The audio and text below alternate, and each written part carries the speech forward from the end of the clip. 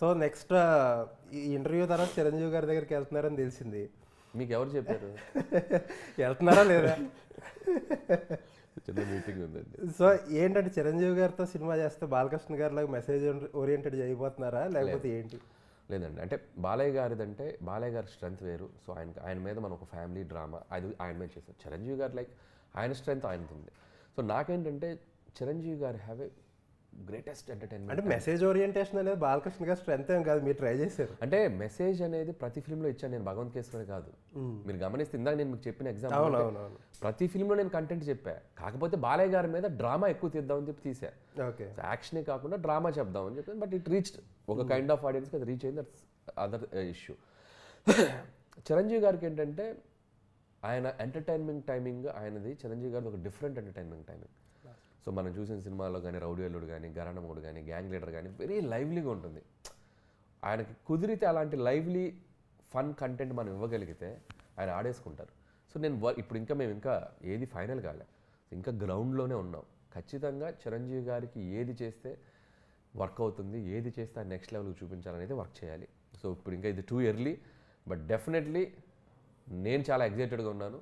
It's going to be something. అంటే కొంతమంది డైరెక్టర్లు ఏంటంటే వింటేజ్ చిరంజీవి గారిని చూపిస్తా అని చెప్పి ఆ మార్క్ మిస్ అవుతున్నారు.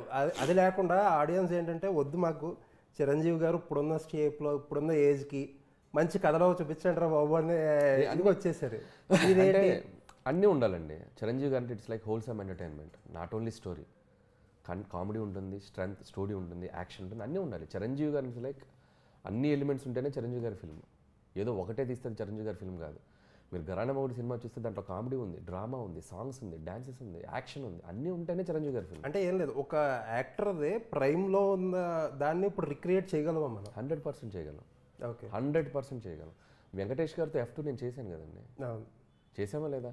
మల్లీశ్వరి తర్వాత 2004 తర్వాత వెంకటేష్ గారు కంప్లీట్ ఎంటర్టైన్మెంట్ స్లాట్లోకి వచ్చి చేసిన film F2. It worked in a big way, work out అయింది. సో నాకేంటంటే అది I have a confidence Chiranjeevi గారితో కూడా I can deliver a good film.